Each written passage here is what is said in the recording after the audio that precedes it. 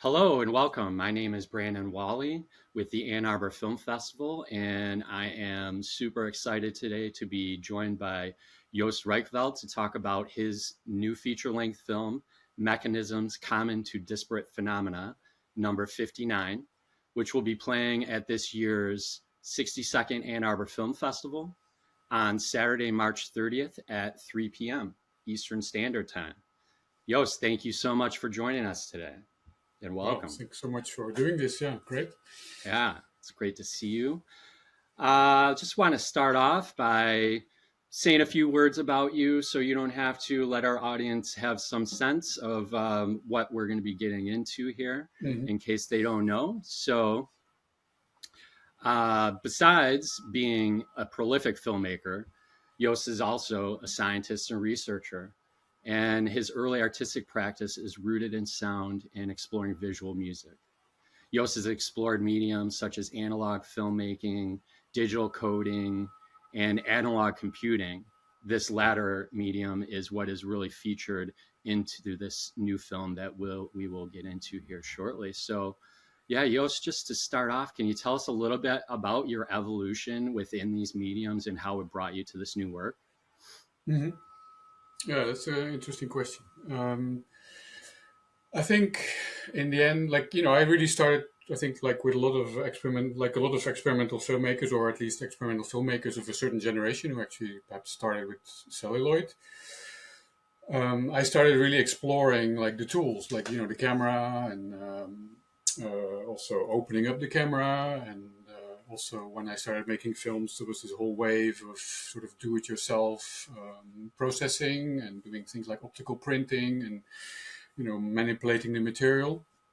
And for me, there was always very much linked also to kind of questioning the medium in a very technical sense, but through that also, yeah, getting to perhaps also more political questions about, representation, like the mass aspects of this medium, the industrial aspects of this medium.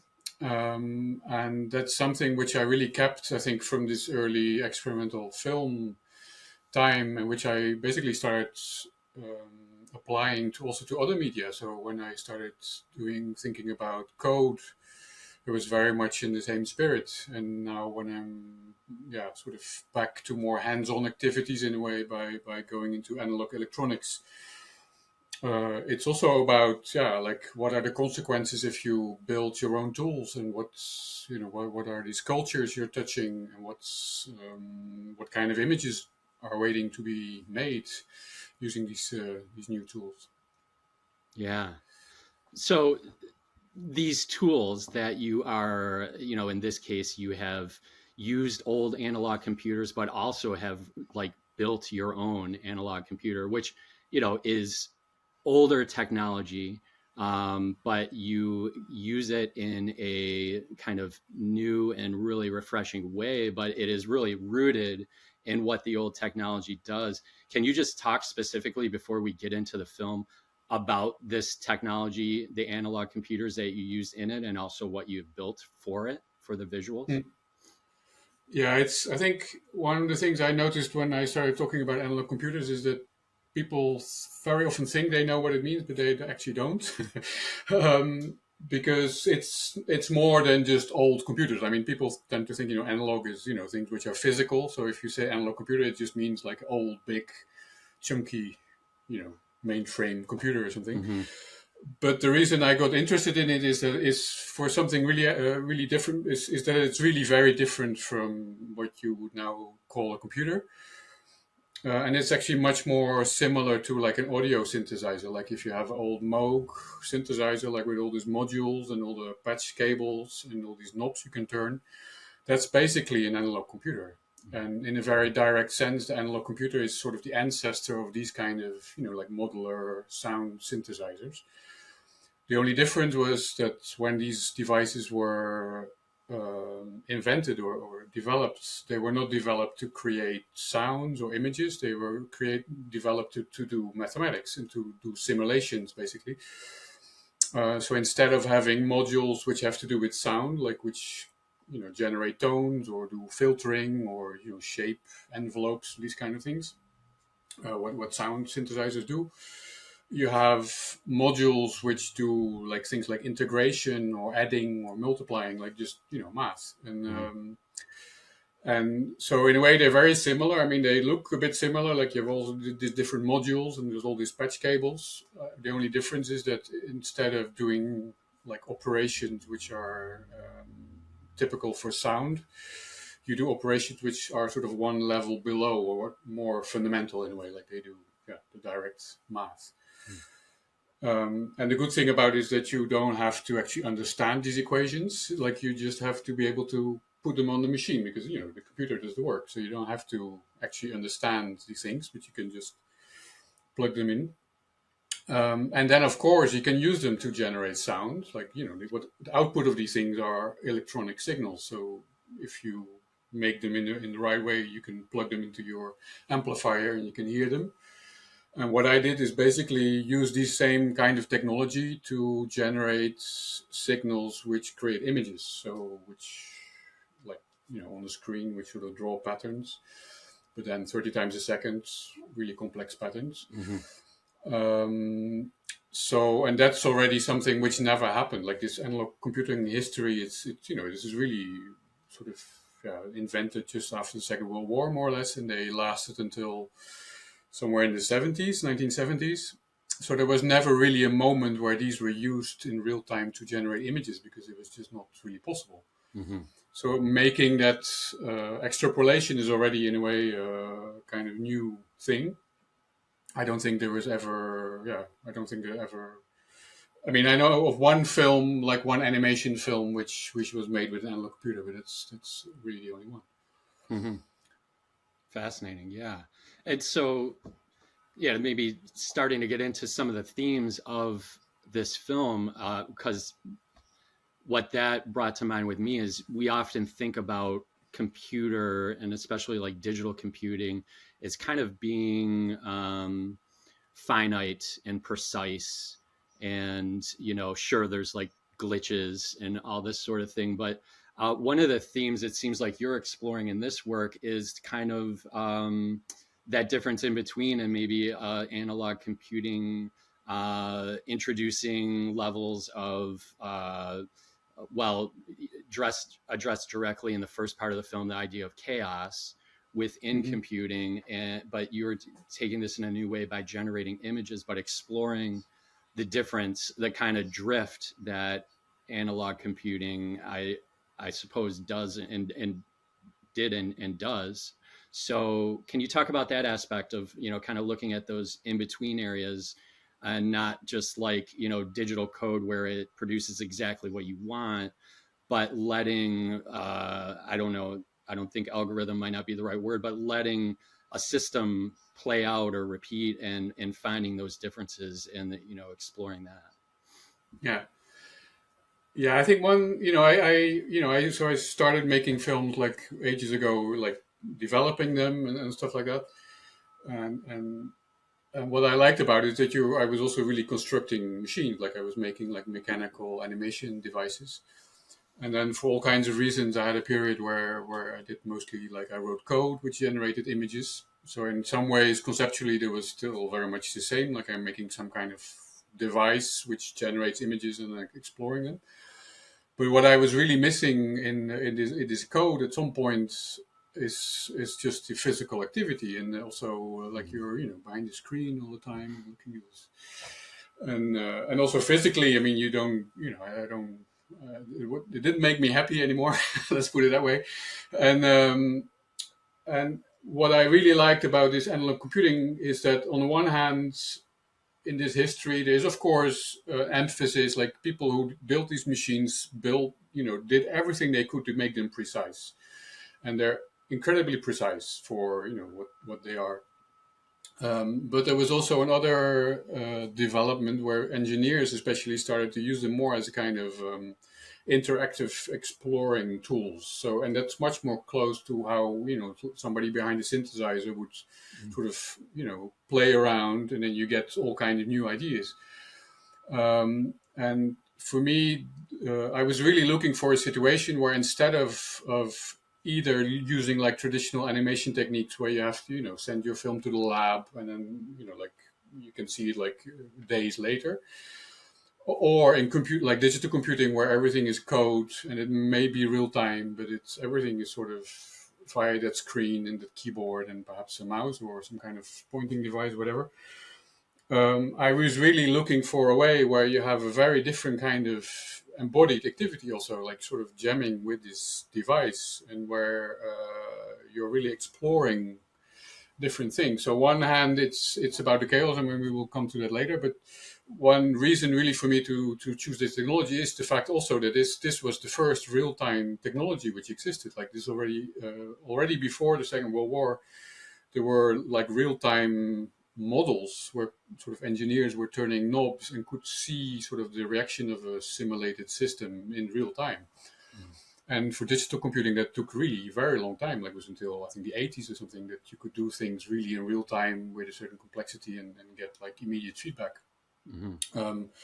So also all the images in the film are really made in real time. And it's really like they're all recordings. I mean, I really literally had a recording button which I would sort of hit and then do a take and then record a section. And what I really liked a lot in the process of making this film is this sort of exploring. Like you do a take, but then of course you discover all these new things, and you go, oh, perhaps I can try this again, and then you sort of wander off into directions which I never could have imagined before building these devices or actually doing this exploration like physically also. Mm-hmm. So that part was really important. And then the thing is, like, I started using these chaotic systems for a few reasons. Like one is that analog computers are really good at them.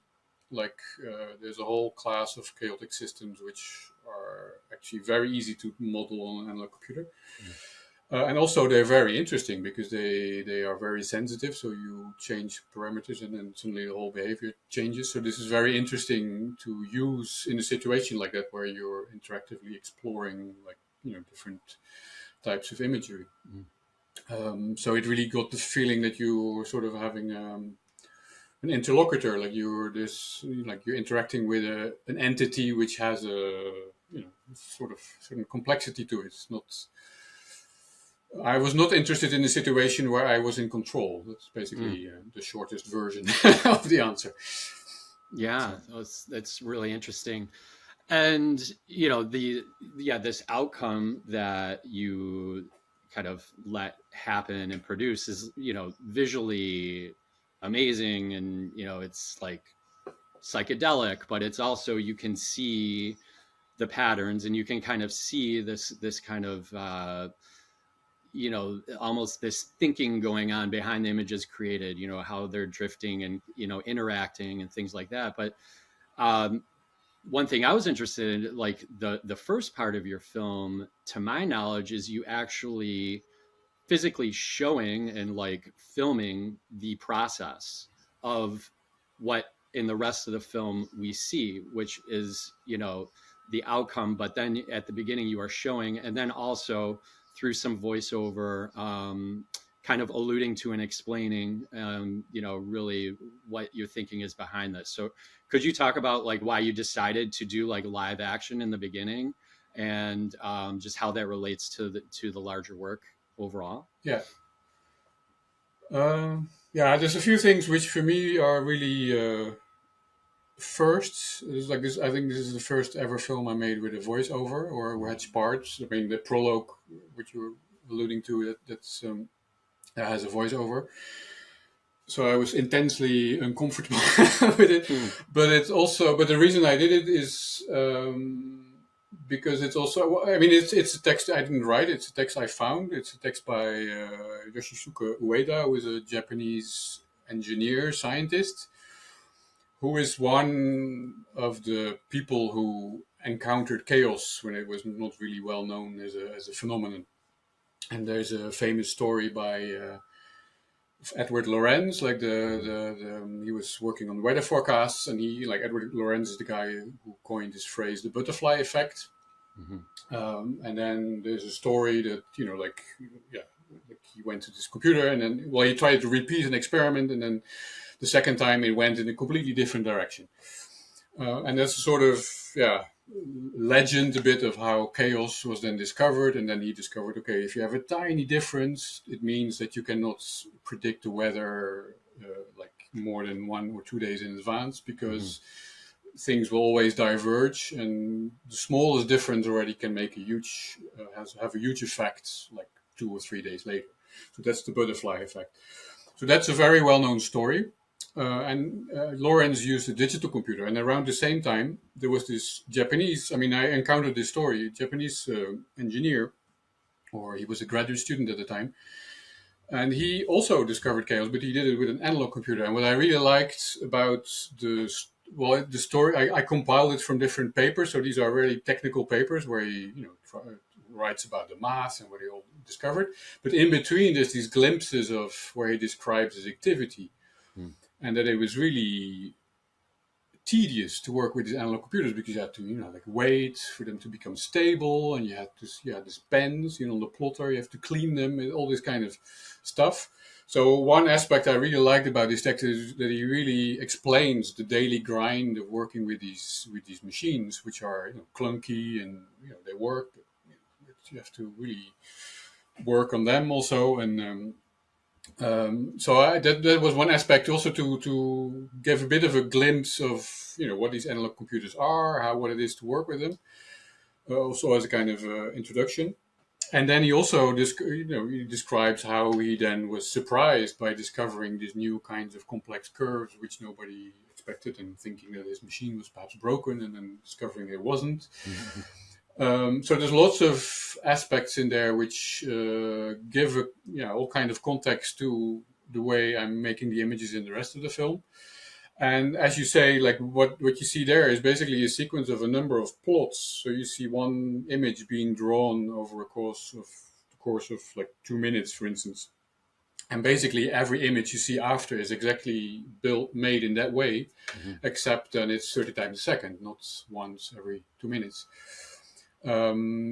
So but I think you also get a feeling of the dynamics of this process. Like you can really follow the pen, and then you can really see how in this chaotic curves, these pens sort of have this moment of hesitation, and then you don't know, are we going left or are we going right? And then, so I think it gives an understanding also, like non-verbally. I mean, I don't think all these things are necessarily need to be conscious also, but I think you really get a sense of the origin of these images, and the kind of rhythms also which are involved, the kind of processes which are involved. Right. Yeah, and those during the time of these computer scientists like working with this analog computing technology. This was during the Cold War, and I believe that their work was kind of rooted in that, and to an extent, I think you explore that a lot in the latter half of the film with some of the voiceover, which is very fun. It's kind of like looking at Cold War from the popular sci-fi movies of the time, with this kind of amazing vocal collage along with other sounds and things to really juxtapose interestingly these images that are being created. So can you talk about why you wanted to go in that route and kind of use more of this like direct quotes from movies, but kind of still in an abstract way, that really conjures up interesting thoughts while I watched it. Yeah, like I think there's a few ways in which this project was really quite different from previous films, and I think the reason I build my own tools in the end is that I'm interested in discovering. For me, it's a kind of way of thinking. Like instead of thinking abstractly of the images you would like to make, I build things and I try them out, and then you sort of shape a new tool. So that is in all my films, I think. And then here I talked about like what's different in this film. It's much more interactive. So I'm interacting in real time with the machine. There's also kind of dialogue or learning going on. But then there was in this project really different kind of learning, which was really new for me. Is that I was getting interested in sort of older technology and also technology which at that time was really high end. I started restoring. I mean, I restored one analog computer from 1963, which I also used in the film. And I started also collecting devices like analog, like generators, which you could use also to generate video or images. So I really started collecting, and then when I started collect, partly because these things are repairable and nobody wants them anymore, they're cheap, and then I started collecting like a ton of equipment, like quite literally. And then at some point you start realizing that a lot of these devices come from labs, and that a lot of these labs are actually military labs. Like sometimes it was really obvious, like it comes from the naval research something lab, like some lab doing things with sonar, for instance, for torpedoes, or it comes from some kind of radar facility. So I started getting a bit sort of concerned or thinking like what's going on, even if sort of abstractly that all the technology we use, like now we're on the kind of this kind of teleconferencing, all these technologies, the internet, computers, analog computers, they have all been sort of invented for military purposes at some point. We know this, but then this became very concrete. And it became, in a way, the most concrete when at some point I bought a device which had stickers on it from the Los Alamos research laboratories, which is the place where the atom bomb was invented, let's say, or developed. So that was one. And also, if you, like, a lot of these devices are very old and I need spare parts and they're very rare. And then for some types of parts, you realize that there is a very easy way, I mean, expensive, but possible way to buy some of these parts is basically through arms dealers. Because a lot of these high-end machines from, let's say, 70s, they may still be in use, or there are perhaps other machines are in use which use the same parts because they were part of, some kind of aeroplane facility, whatever. I mean, I don't know really. But at some point I realized I was looking for these parts that I could just order them and then they would be delivered to me within 24 hours if I would be willing to basically go through these arms dealers. So this became extremely concrete. And then I started also to realize that all this technology was developed during the Cold War. And that's also part of this whole arms race, which of course consisted of these missiles. Like analog computers were basically developed originally to simulate like missile trajectories, stuff like that.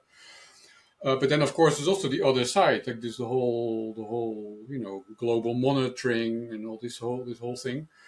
So what I started to find really interesting is that in the beginning of the 60s, you have this moment that on the one hand, you have the beginning of like kind of global surveillance, like things, all these technologies like the internet or linking computers through telephones. It was all invented in that period, more or less, but all used for radar installations, looking at the sky, like, are they already sending rockets, and then of course this goes to a kind of central command, whatever, and there's all these films which deal with these topics.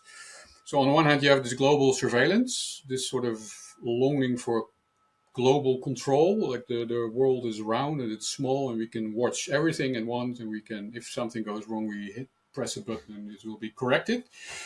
It's the first in a long series of sort of fever dreams of control and sort of clean war, like all this stuff, it's all started there. So on the one hand, you have this whole extremely unpleasant world you don't want to deal with. And on the other hand, in the same machines, at exactly the same moment, you have the discovery of chaos, and which is basically the abstract, the absence of control. Like in a machine works perfectly fine, there's no problem with it, but we can still not predict it. And I find this tension, like it's really exactly in the same years, like beginning of the 60s. I found really interesting. So in a way, the film is about this tension. Like it's about this whole rhetoric of global control and sort of inwards looking. Only looking at the neighbors, like what are the neighbors doing, and are we shooting? And on the other hand, in a way, the liveliness of these machines, which create all this uncontrollable stuff. Yeah, I'm a bit rambling, so please. No, But no, that's the for me that tension is really what the film is about. yeah. And then yeah, to continue about the soundtrack, then there's also so then I started realizing that all these tropes, like all these themes, are very present in science fiction films from that time. It's all about global control, and it's all about cyborgs, and it's all about generals, sort of, like having opinions on philosophical topics. I mean, there's all this sort of weirdness from that time is actually really interesting. Also depressing if you go, like I went through a lot of these films to make this collage. And it's also, I mean, they're all the same. At some point, you go a bit crazy. Cold War propaganda, right? But Yeah. there's also, like there's always an instance in those old films where like the robot breaks down or something, whereas the technology, it doesn't deliver. And in a sense, I feel, especially with the visuals that you're creating that are being seen, it's kind of showing that there is this drift, and you can't control ultimately. Like there's Mm. never ultimate control. So was that a conscious kind of like theme you were trying to put across, or? Yeah, I think I mean, there's also, if you go to the science fiction of that time, there's also a very interesting, talking about propaganda. I mean, there's an interesting dichotomy between like the sort of American or American inspired science fiction stories from that time, and a lot of the East Bloc science fiction, where, for instance, like for me, a big inspiration, like sort of, more in the tone, let's say, of the film was like some of the work of Stanislav Lem, is a Polish science fiction writer, and like he also has his heroic astronauts, but then there's a fly in the helmet. There's all this stuff which doesn't work, and or if things work, it's more by accident than because actually things really work. It's more that two plans fail in succession, which then makes it sort of seems to work, but then in fact it's just an accident. So For that me, reminds me, sorry, that just reminds me of like serendipity, which I think was a big takeaway I took from your film. So that's kind of what you're referring to with that. yeah, definitely, because it's also that really captures also a lot of the process which happened during recording of all these images. Um, there's sometimes also really stuff which happens, which, because these chaotic systems are so sensitive, sometimes, I mean, of course, like I do my best. I made these machines as, they work, and they're sort of, I mean, it's not a. I mean, I tried in the beginning to really make things which were not controllable, but then you realize that then the images which come out are all the same. So I really did my best to make it a thing which is really, precise and works well and everything. But then because of these chaotic systems, you get, sometimes the system takes a different turn, and then Right. stuff happens. And then so there's a lot of these kind of accidents or stuff which were discovered during the recording, which are in the film, because it gives a kind of liveliness to it. Yeah, absolutely. Well, great. I mean, I know we're pretty much up on time here. I don't want to keep you too long. Is there any other final thoughts or anything that we didn't touch on about the film that you might want to say? Well, I think, it's always, I'm also writing about this, and we're talking about these topics, and I think that's something which happens in all my film anyway. In the end, what I'm really, and that's why I was also really interested to have a sort of much more physical way of filmmaking, like really like more like jamming and interacting, is that I think a lot of these things can be also don't need to be said, but they can be experienced. Hmm. And I think so. It's true. I was thinking about all these things, but in the end, the film is also really an experience, and also with the sound. Like, of course, there's these references, but a lot of the sound is also soundscapes, or it's a lot about all the sort of the hidden labor of machines and people, which sort of in all these systems which were present to for things to function. There's people just waiting and being there, and for me that's also really about just the real time of things. And Right. that's also, it's my first film which has a sort of feature length, and for me that was also really, yeah, uh, gave me the opportunity also to really to work with that real time. I mean, there's parts in it Right. which take their time. Sure.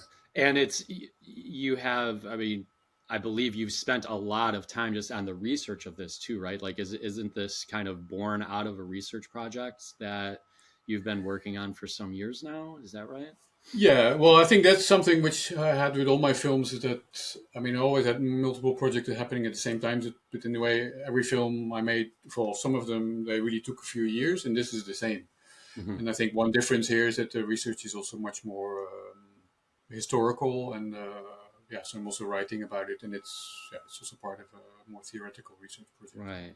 So those of us that really want to kind of like geek out on this theory, this will be something that you're going to publish at some time as like a written work. Is that right? Yeah, I'm now this basically one. I'm thinking of, there's probably going to be two books. Like, one is really a kind of longish essay Mm. about the making of this film and all, like some of the context we talk about, and also much more. And the other is really much more media historical. So it's really also like really nerdy things about the history of analog computing and Awesome. man-machine interaction, this kind of stuff.